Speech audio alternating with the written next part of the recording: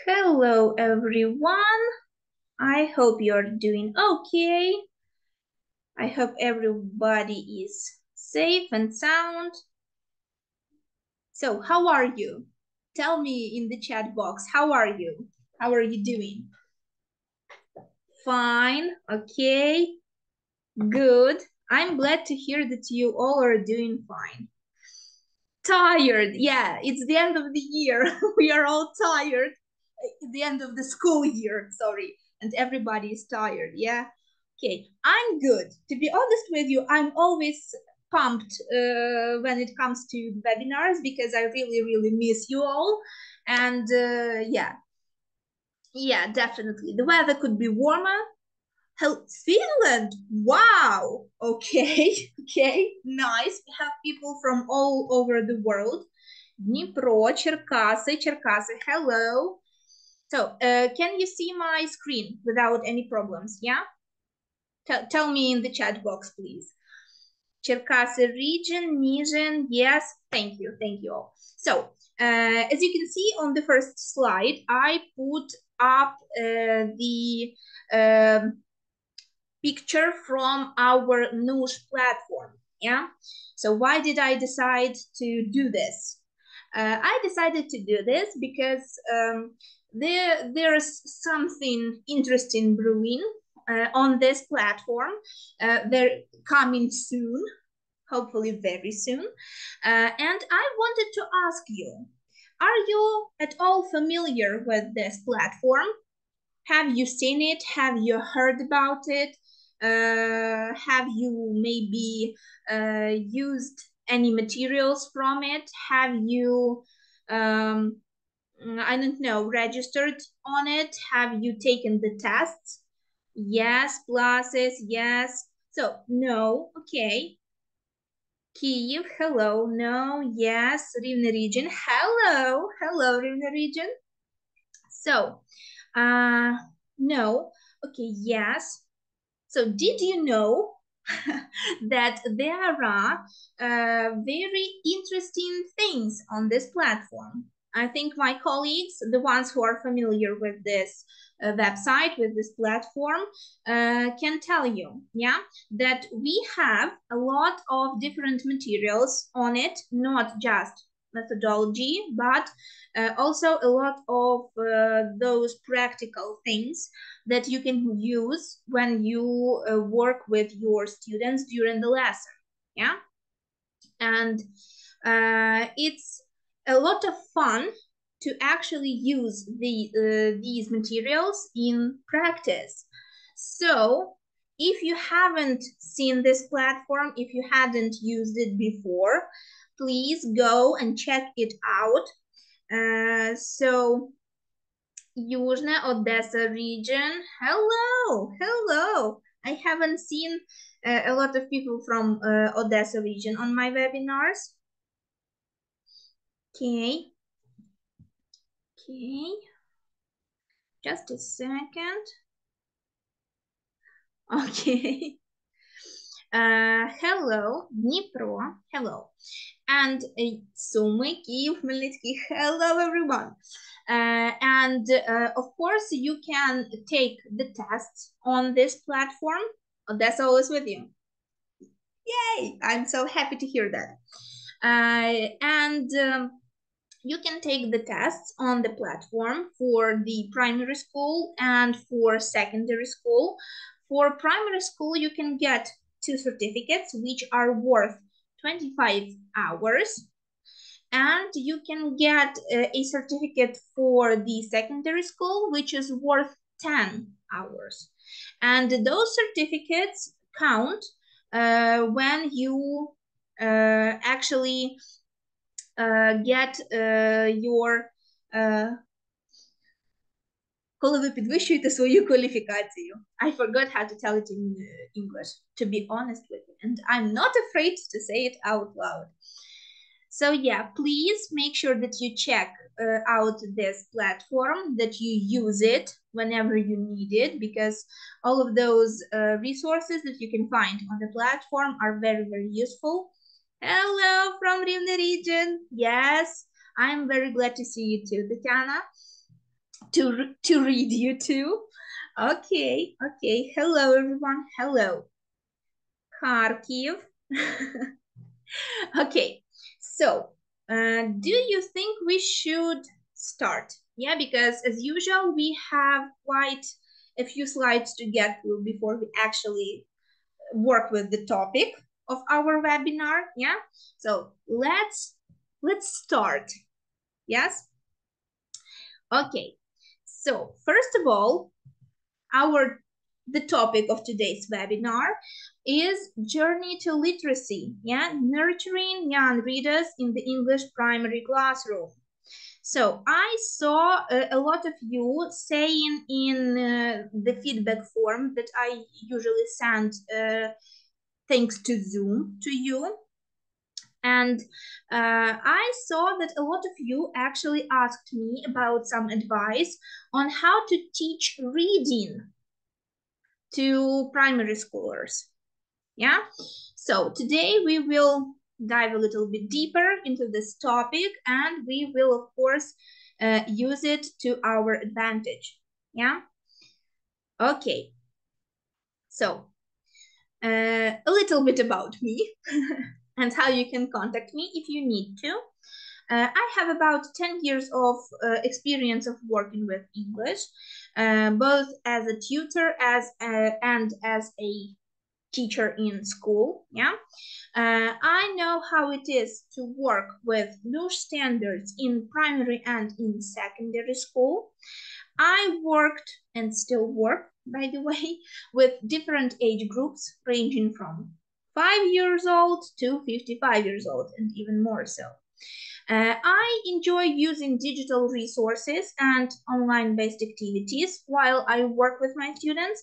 And as usual, I say that in my humble opinion, I am an expert in creating different materials for students. And I am especially proud of my work and my colleagues' work when it comes to creating all of the internet support for our niche courses for both primary school and for secondary school. You can see my contact information on the slide. You can see my mobile phone number. You can see my email. Hello, nice to see you too, Oksana. And you can see our Facebook page where you also can find me if you need to. And I saw that a lot of you really enjoyed the resources that we posted and for the Vyshyvanka Day. Yeah, so I hope to see quite a few pictures and videos from you all. Don't forget to tag our page on Facebook, and of course don't forget to use the hashtag. Yeah, so don't forget to do all of the necessary things that will allow you to take part in the contest, yeah, and to maybe get your hands on some prizes. Okay, so let's move on, yeah. So when can I get my certificate, yeah, and how can I get my certificate? According to my plans, according to the schedule, you will receive a letter on May 16th, where you will be getting a link. The link will lead you to our page on our website, linguist.ua, where you will be able to find my webinar, yeah?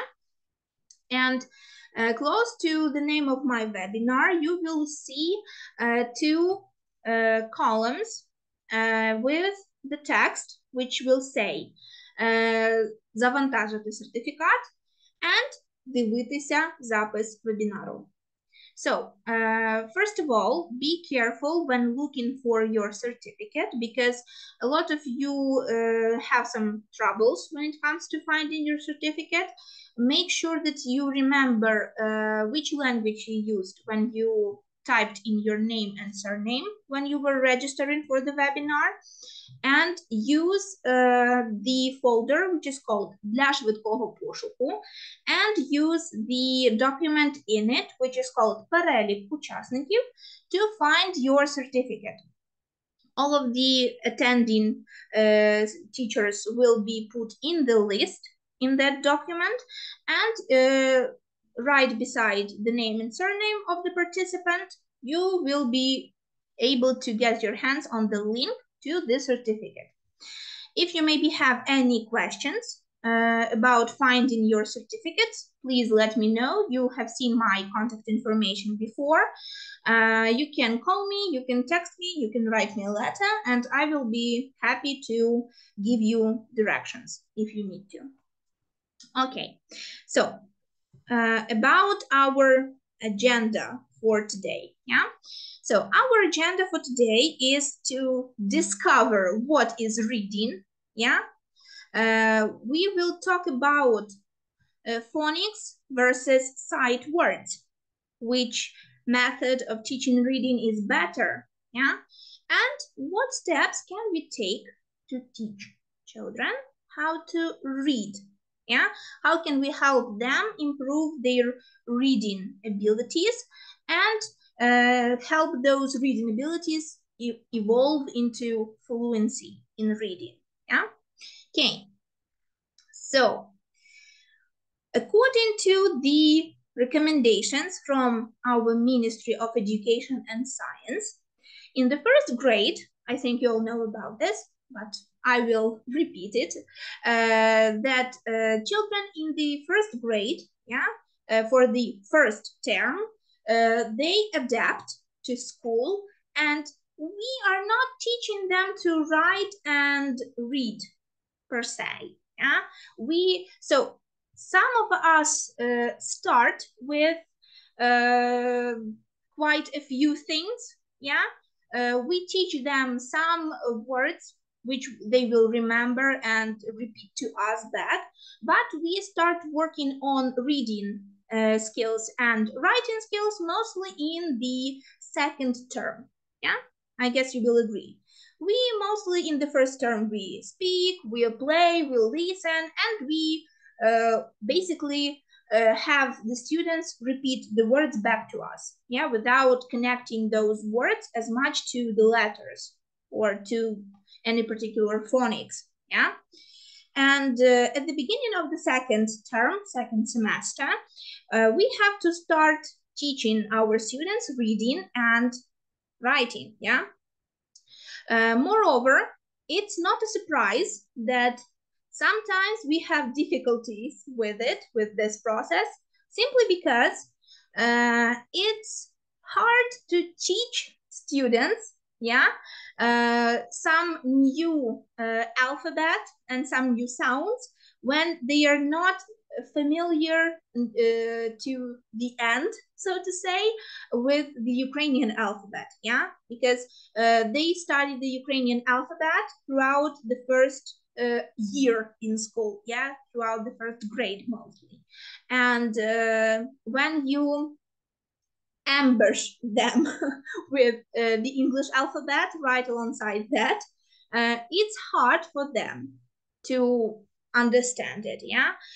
So one of my colleagues, when we recorded a podcast not a while back, but 2 to 3 weeks back, we were talking about how teachers from the years of experience that they have sometimes can't put themselves into children's shoes, yeah, and that way we are not able to like correspond with their troubles when learning something new, yeah. We spent a lot of time, a few years, learning all of the rules, all of the things that we can to share with the students, yeah, but they are just beginning their journey, and we can't expect them to be proficient right away in things, yeah.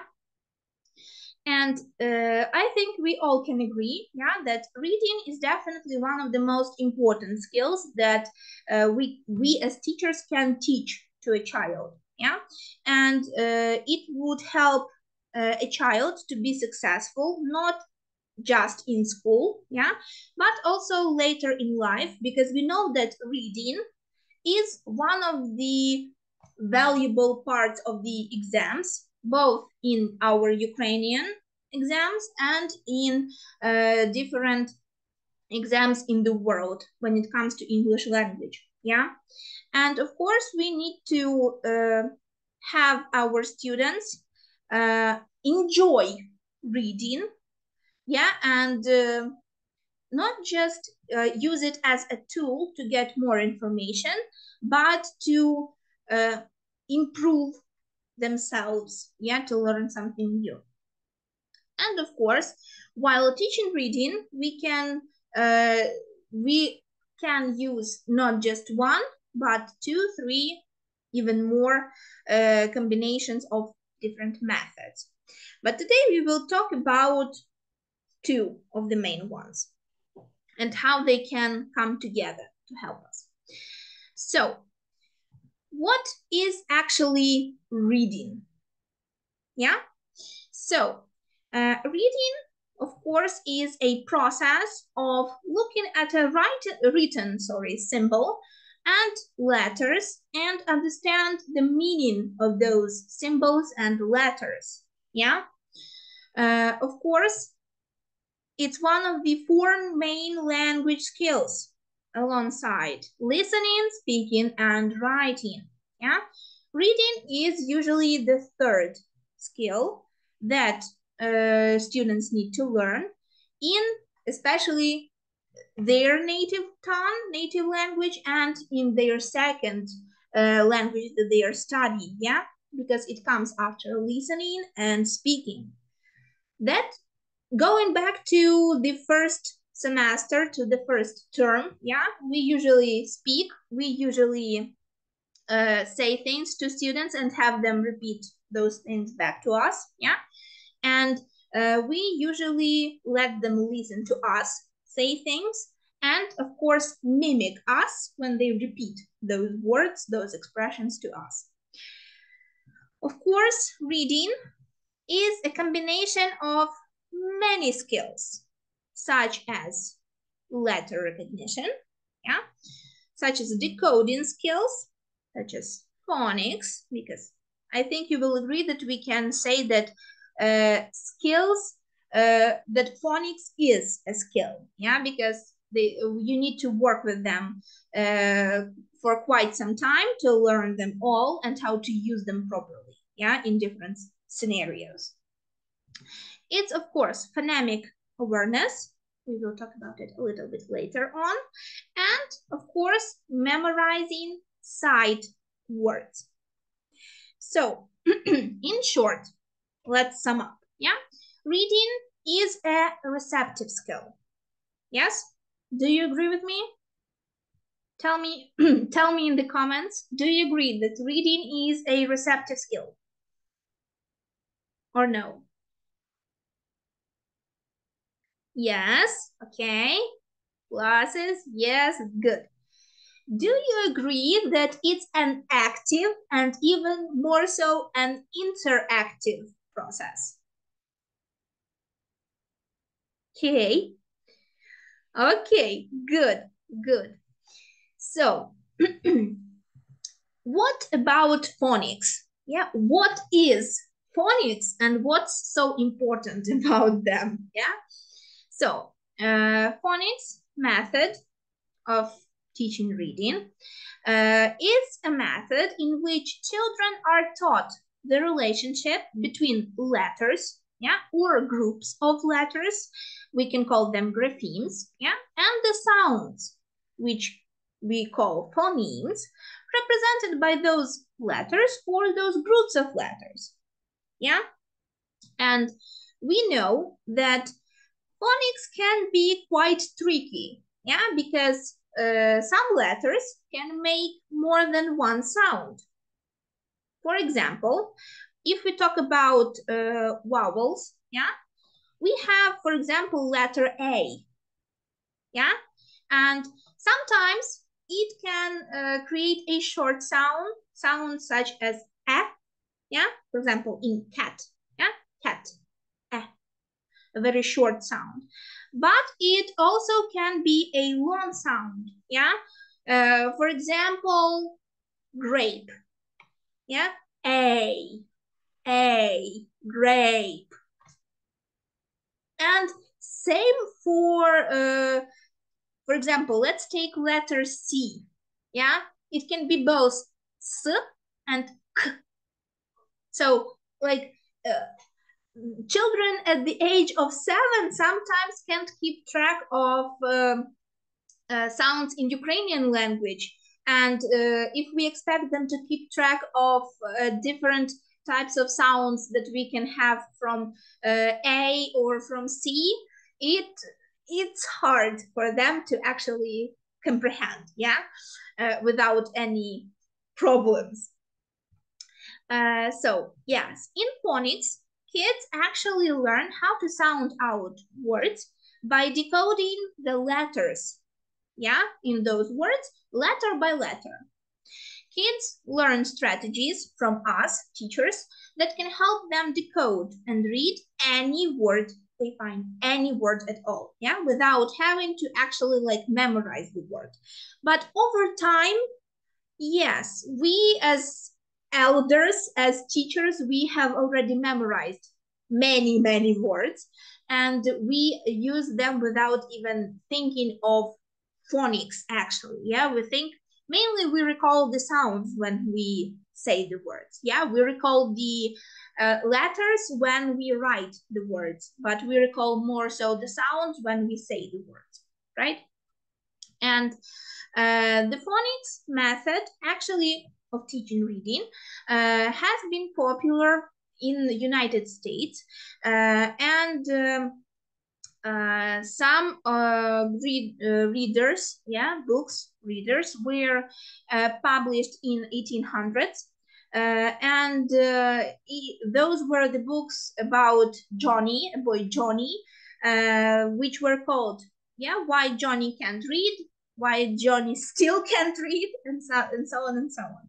And of course, phonics method is backed up by a scientific research, which shows that phonics help kids learn the skill of reading when they need to be better in it by a long term. So in a long term, if we speak for the future, yeah, using phonics to teach students reading is more beneficial than any other method at all.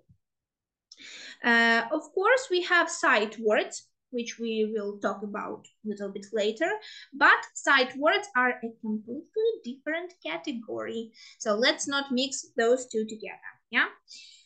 Okay, so how are phonics taught? Actually, we have two main methods when it comes to teaching phonics. We have analytic phonics, yeah, and we also have our synthetic phonics. So we can teach our students how to read using only analytic phonics or using only synthetic phonics. Can we do that? Or should we combine them? So in your own practice, do you use just one method of teaching phonics, or do you use 2 or 3 more? Can you tell me in the chat box?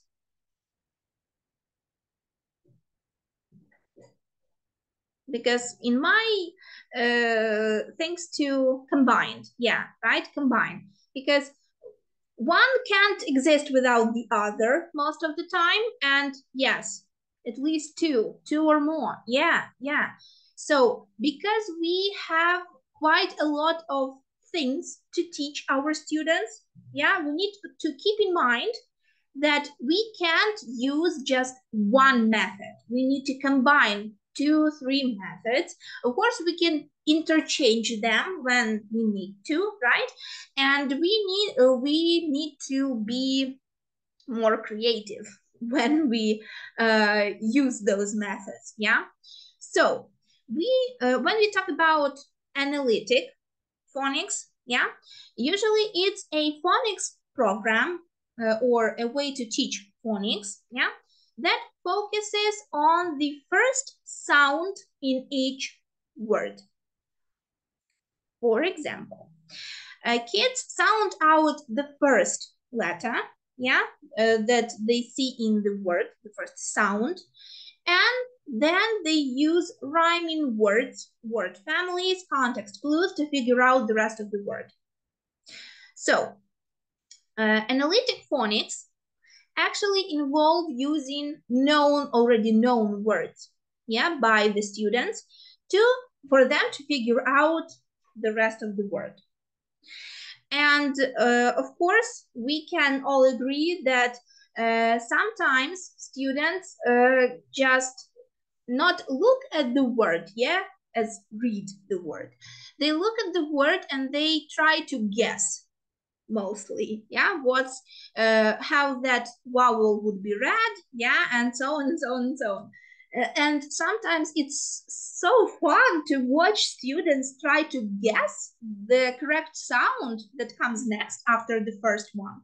It's like, okay, what will they come up with next? Yeah, and when you hear all of those options and you're like, okay, that's interesting. That's actually quite enjoyable to hear, yeah, from the students. And when you tell them the correct option and they're like, but my option sounds way easier, way better. Well, sadly, it is what it is, yeah. Students often use spelling patterns, yeah, in the known words to them. And then with those spelling patterns, they can figure out the analogy for the word, yeah, for the one that they want to read, actually. And they can look at the word that they are trying to read, yeah, and see the similarities, and then they figure out the spelling pattern and use it to read the word. And next we have the syntactic phonics. These ones are way more fun than the analytic phonics, yeah? This method of teaching phonics, yeah, teaches them to sound out each phoneme in the word, no matter where in the word it's located, yeah?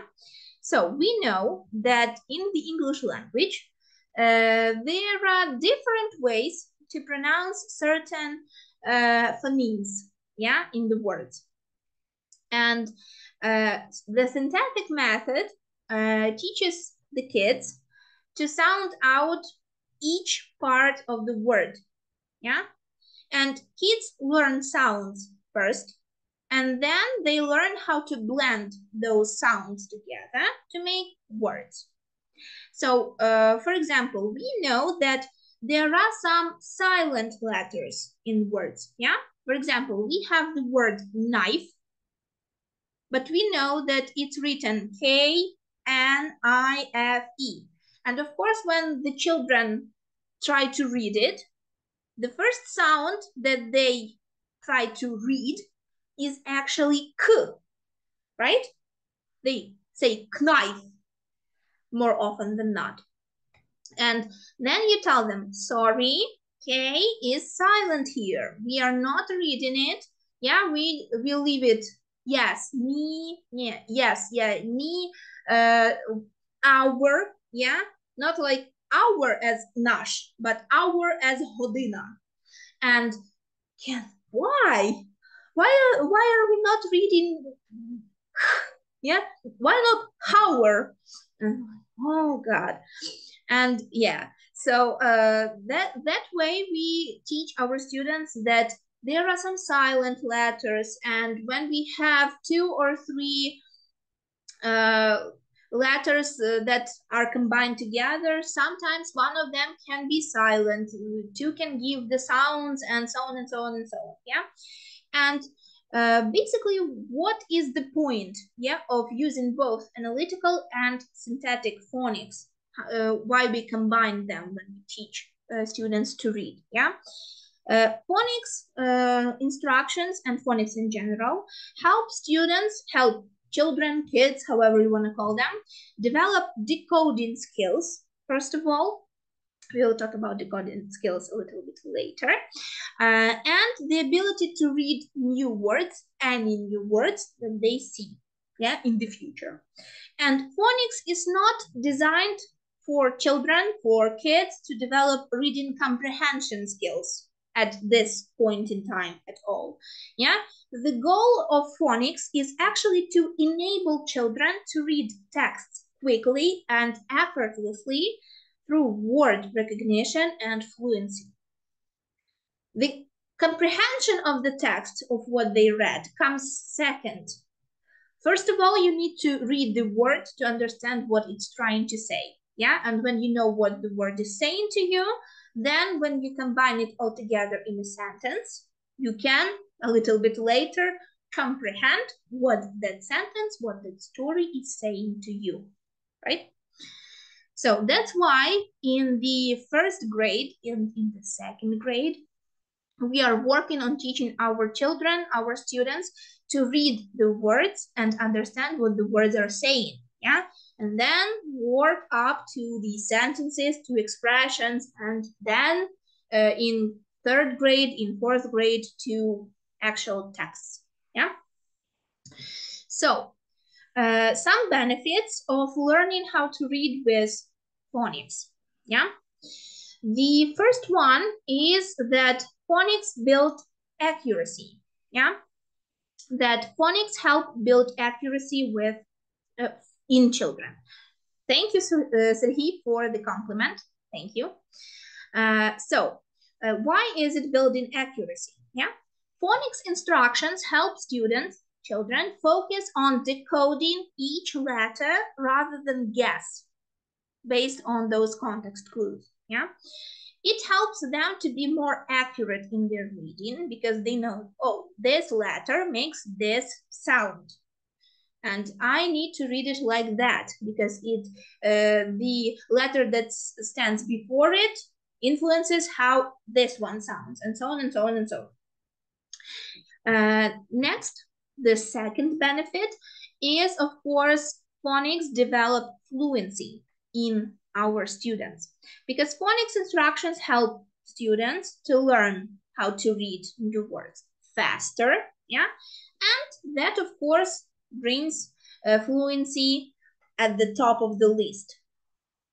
And definitely the speed of reading helps with fluency, Next, we have teaching reading strategies, So phonics instructions teaches students some strategies for decoding new words, as we already covered before, about silent letters, about some letters that create other sounds when combined with the other letters, and so on and so on and so on.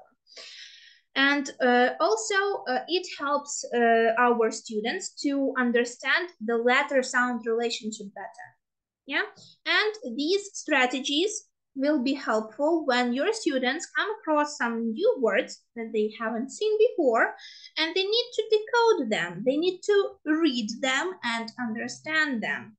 And of course, when your students learn phonics, they understand how to read instead of just memorizing a bunch of words. Of course, memorizing those words comes with the territory, so to speak, because over time, they remember how those words are pronounced, And they just recall the memory of how it is pronounced. But before they actually acquire that memory of recalling how it's pronounced, how it's read correctly, they need to learn how to use their phonics, Okay, so less memory use. How so? The phonics-based approach means that your students, your children, your kids need much less information to memorize. Yeah, because when they know how to read phonics, it's easier for them to read the word with the knowledge of the phonics than to actually try to recall how it is pronounced and so on and so on and so on. Of course, kids will need to memorize the rules, yeah, the methods of how phonics behave in certain situations, but their brain will be free from a big list of words that they need to learn to remember how they are pronounced, yeah, and how to read them. And as I mentioned before, phonics way of reading is backed by research. So we know, thanks to a lot of famous scientists, yeah, that it's more effective for teaching children how to read long term. Okay. When we talk about reading with phonics and teaching our students how to read with phonics, we need to remember about phonological awareness. Sorry, my neighbors decided to do some renovations today. We need to remember the difference between phonological awareness, phonemic awareness, and the difference between phonics. So let's look. Phonological awareness. What is it? It actually includes the ability to pay attention to and think about spoken language at the sentence, word, and syllable levels.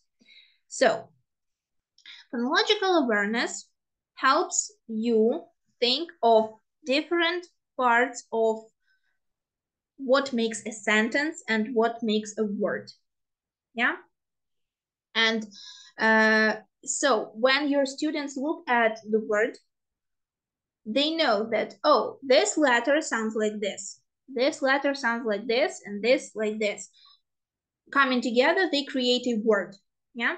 And when I combine this word with the second word, it will maybe change the sound a little bit. One of the words will change the sound a little bit to make the pronunciation easier, yeah? And so on and so on and so on. So, yes, don't mix the awareness of your student of phonics in general with knowing how to read phonics, actually, yeah? Second, we have our phonemic awareness. The phonemic awareness, is the most advanced component of phonological awareness, yeah? It's the ability to think about the individual phonemes or sounds that make up a spoken word. And phonics. Phonics involve learning the relationship between these sounds in a word and the letters that represent those sounds. So all of it together, yeah, helps our students how to learn to read better, yeah?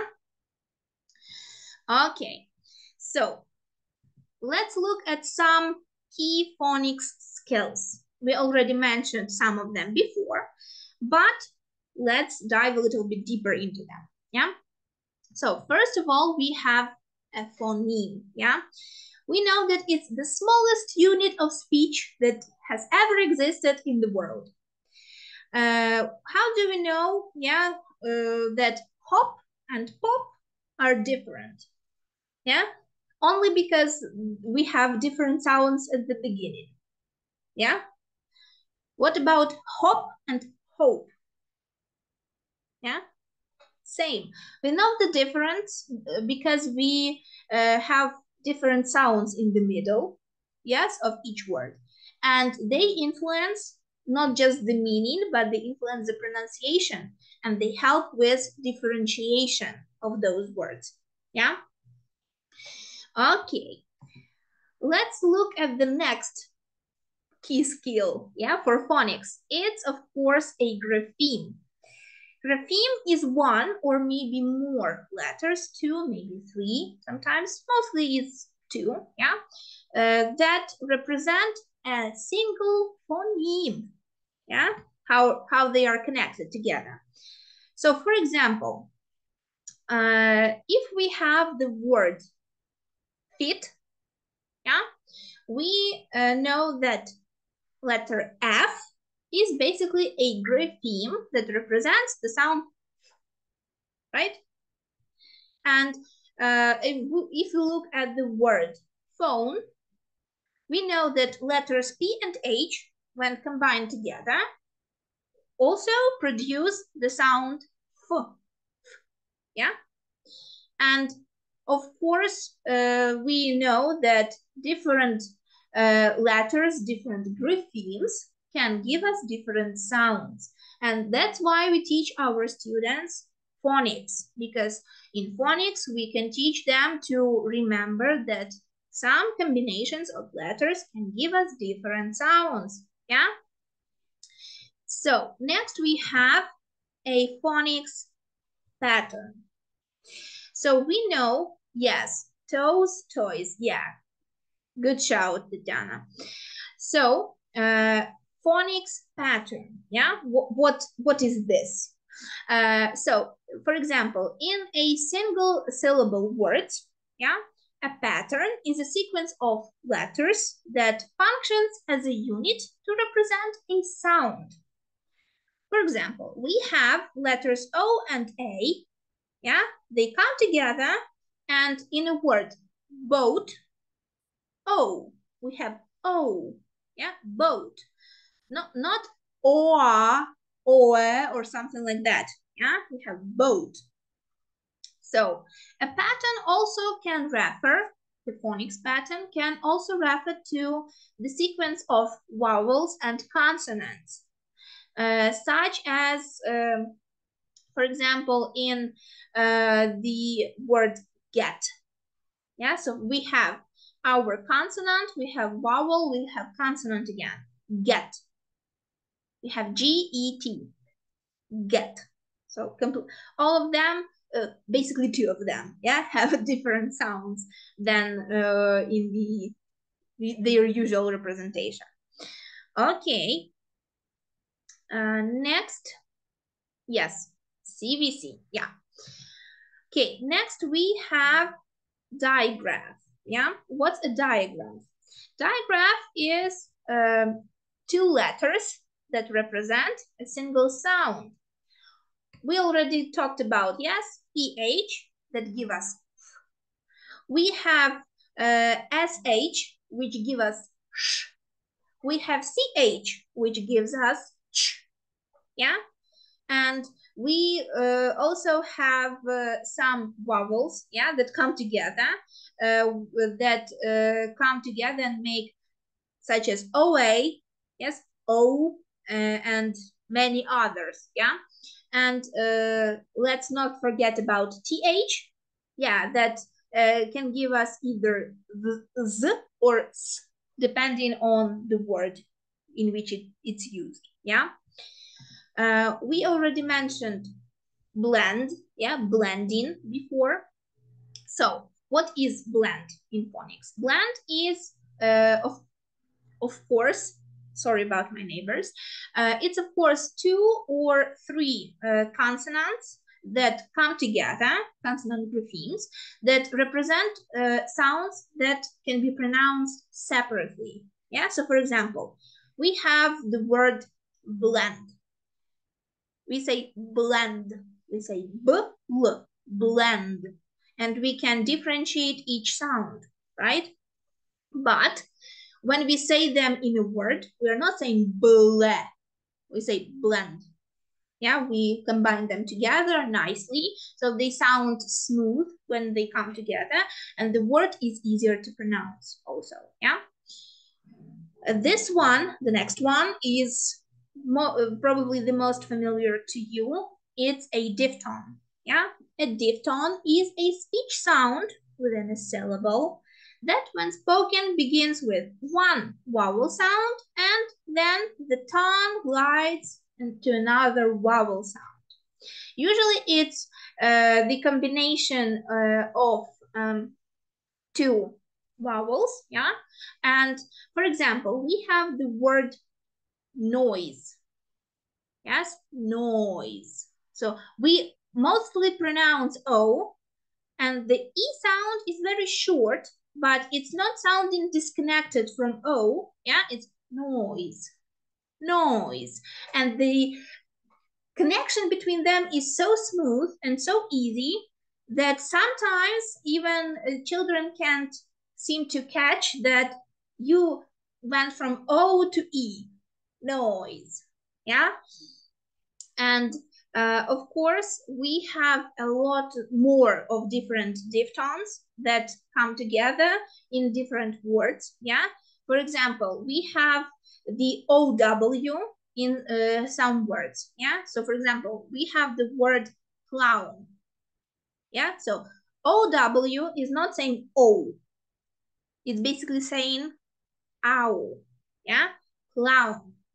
And again, the moving to the different vowel, to the sound that that vowel gives us, is easy, yeah? Clown. It's connected together and it's easy to say. Okay, okay, good. I see quite a few examples in the chat box. Thank you. Next, we have onset. Do you know what it is? What is onset? Okay, I will wait just a few seconds and see if someone knows what onset is. Okay, onset is the initial consonant or consonants sound of a single syllable. For example, we have the word set, yeah? And s, thanks to letter S, we just have the sound s, yes? And next we have, for example, again, the word stitch, stitch. Basically, we're not saying st, yes, like st, and we can hear them very clearly, but we are saying stitch, stitch, yeah? So they are, again, connected so together that it's easier to say them, and they are staying at the beginning of the sentence. Why am I thinking about sentences? It's standing in front and in the beginning of the word, yeah?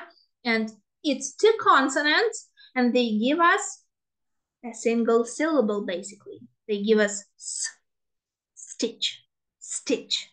Basically, we don't hear the T sound, yeah? We stitch, stitch. Okay. Next, we have rhyme. What is rhyme? Rhyme is a vowel and any following consonant sounds within a syllable. So, for example, we have the word set, yeah? Set, S-A-T. And we have at, set, at, yeah? That's a rhyme. For example, we can use the word stitch, yes, and itch. Itch comes from I-T-C-H, itch, yeah? So again, a vowel and a following consonant sounds within a syllable. So we have a syllable and its components, basically, yeah? So we talked about blend, but let's mention blending one more time, yeah? Blending, we already know, it's a process of combining letters and their corresponding sound into a word that comes easy to us, yeah? For example, we have the word bat. Yeah. We have the word bat, right? And we have different sounds to it. B, a, t, bat. Yeah? They come together easily, and it's, yes, I see some, okay, let me check. Natalia, yes, yes. Natalia is giving very good advice to everyone in the chat box. Yeah.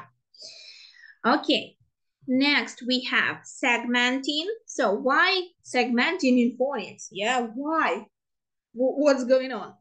Blending, okay. Again, I remember about blending still. Segmenting is basically a process of breaking an unfamiliar word for your student, of course, into individual letters or maybe into individual patterns, yeah? And then blending those patterns, those letters together to create a word, yeah? So when your students try to read some unknown words, basically they divide them into different parts, yeah, and try to come up with sounds for each part of that word. They may make some mistakes, but of course it's easy to change it, yeah, to correct that mistake. Next we have morpheme. I will move quickly because we have not that much time left for the webinar. So morpheme is the smallest unit of meaning in the language. So basically we have, for example, let's take the word ant. Yeah, and okay, why is somebody calling me? Who wants to see me so bad? Sorry. And we can have the singular form and the plural form, yeah?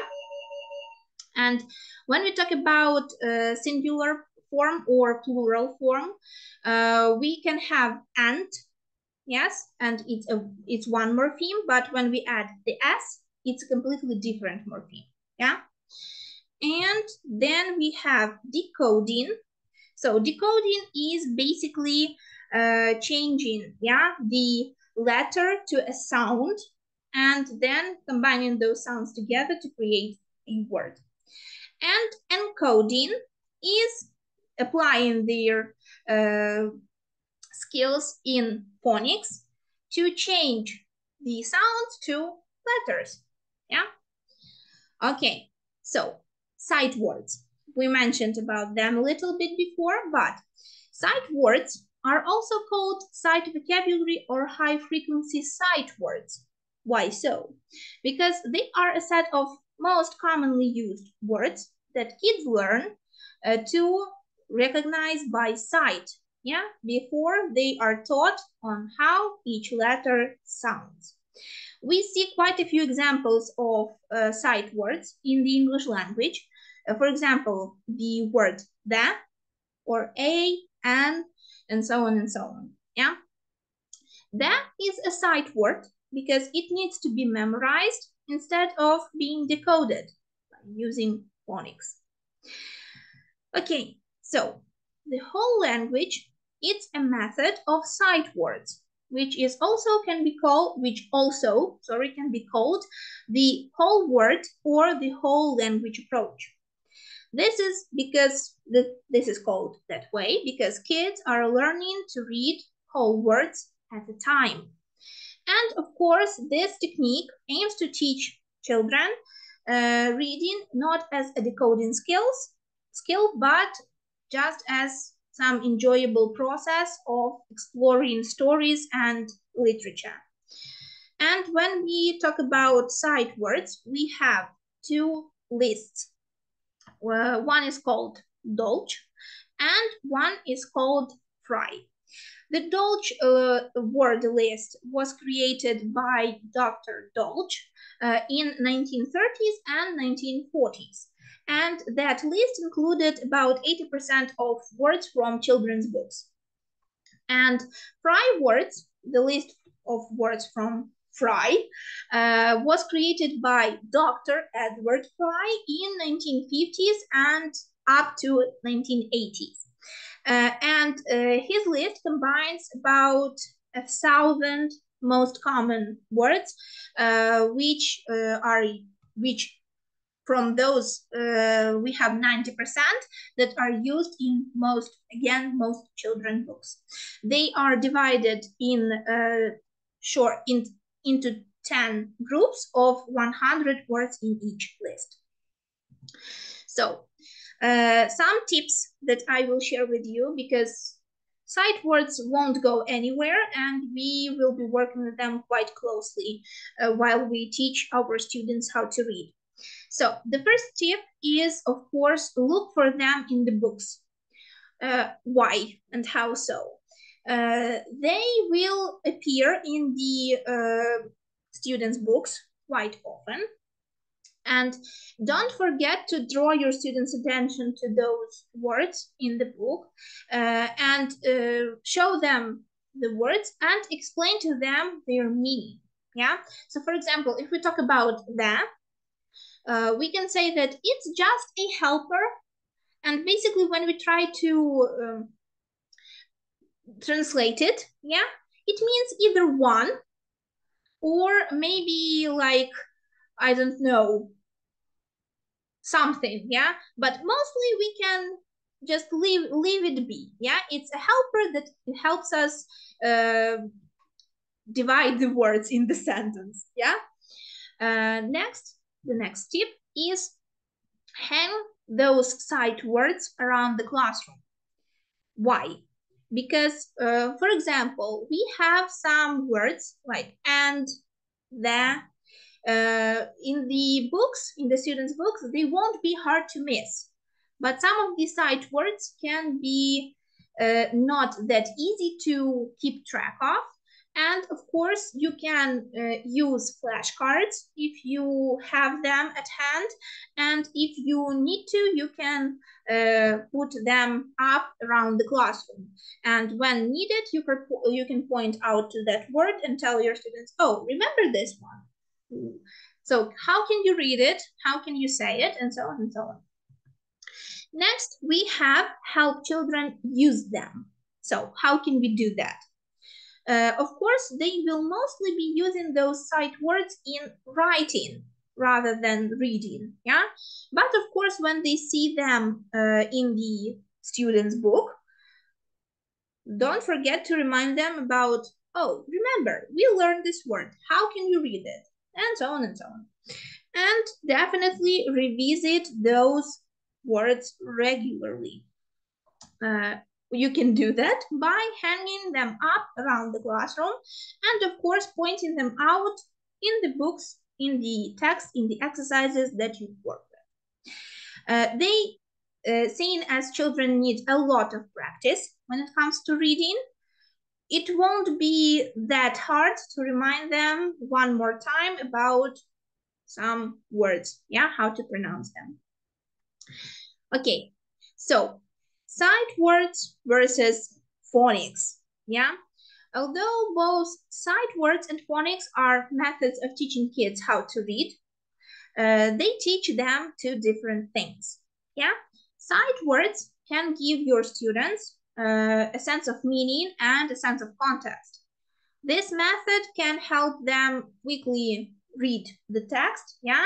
And then your students will be able to like breeze through the text and move on, yeah?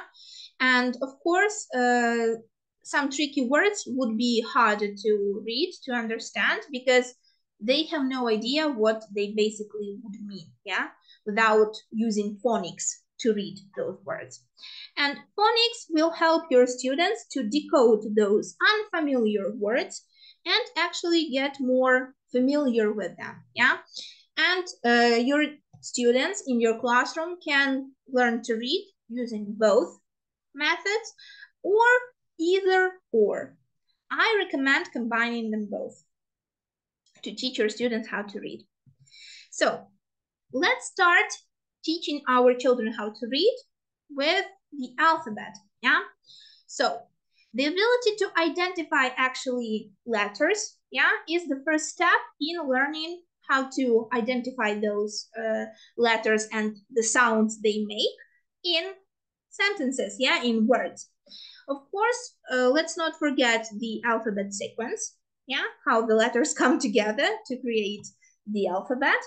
And of course, let's not forget with how those letters, how can they sound differently in different words.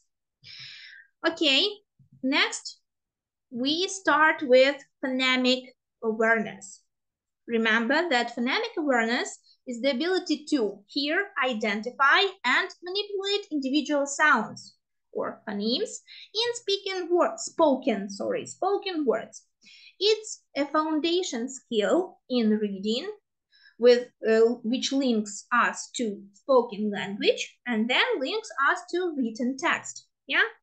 So when we work with phonemic awareness, we need to make sure that our students recognize different sounds. So for example, that letter B, it's B, the name of the letter, but B is the sound that comes from that letter.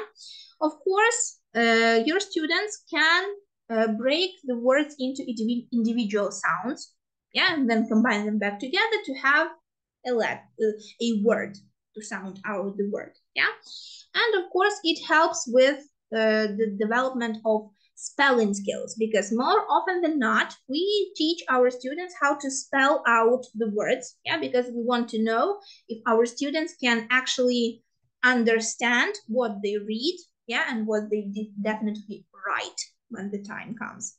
And here also comes phoneme blending, because combining different sounds to create the word, to read it out loud, also comes from phonemic awareness.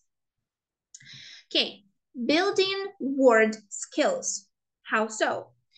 We can build our word skills with our CVC word formation that we mentioned already before. So creating just simple words with consonant, vowel, consonant. Like cat, C-A-T, dog, D-O-G.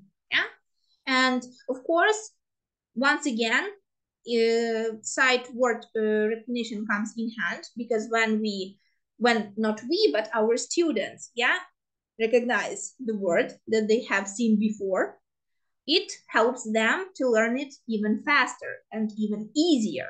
And of course, let's not forget about our sight words. The, and, you, I, and so on and so on and so on. And definitely something that was mentioned in the comments, thanks to all of you, it's word families, such as words, for example, with at family, cat, hat, bat, and so on and so on and so on. Next, we have the advanced phonics and decoding, and we have the vocabulary development of our students. In the journey that we have of teaching kids how to read, phonics instructions, as we all know already, play a very pivotal role, because it teaches phonics, again, teach children the relationship between letters and sounds. And of course, the decoding skills are very, very useful here, because knowing how to break an unfamiliar word into different parts and read it and then think about the meaning is a very advanced phonics ability. So here you can see that in this story, where's Rosie, there's a light bulb, that says everywhere equals every plus where. A good example of a decoding skills. And of course, the vocabulary development, because with every new unknown word, when your students read that word, they learn what it means, and then they will be able to use it for the next time when it comes the time for it. And of course, understanding the meaning of the words is also one big plus in all of this. And let's look at the last three pieces of advice. Yeah, we have reading fluency, we have comprehension skills, and we have encouraging conversations between our students. So, reading fluency, yeah, works with the ability to read the text accurately, quickly, and with proper expression. And for example, I'm showing you here a few pages from reading anthology for the 2nd grade, which is a part of the Imagine for Ukraine course for primary school. And you can see that the story comes in little pieces, yeah? And we have not only the lines from the characters that appear in the story, but we also see the words from the author, yeah? And we have our decoding skills again, because every one equals every plus one, right? And when your students can read the story fluently, yeah, and of course understand what is told to them, it means that after they have read the story, they can answer the questions, not just read the story, but read a sentence, yeah? And they can answer some questions. They can talk about what they have read in the story, yeah? And of course, they can express their feelings, their emotions, and they can also say what they liked, what they didn't like, what is something new that they have learned. Okay. So, yes, again, thank you all for the lessons. Somehow, my mind went to the online video lessons that I record for primary school, and I'm like, okay, thank you for the lesson.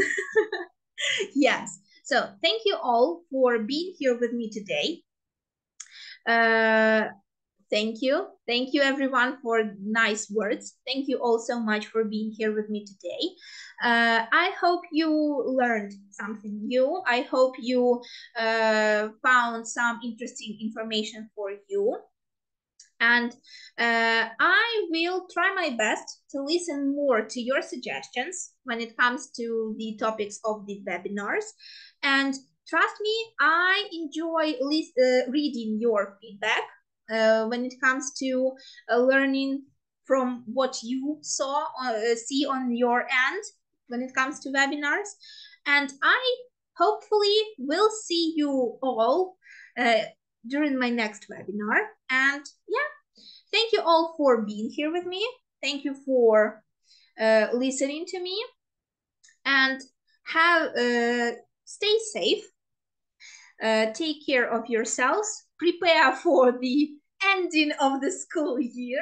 Have a nice one. Yeah, I hope to see you all very, very soon. Don't forget about Vyshivanka Day.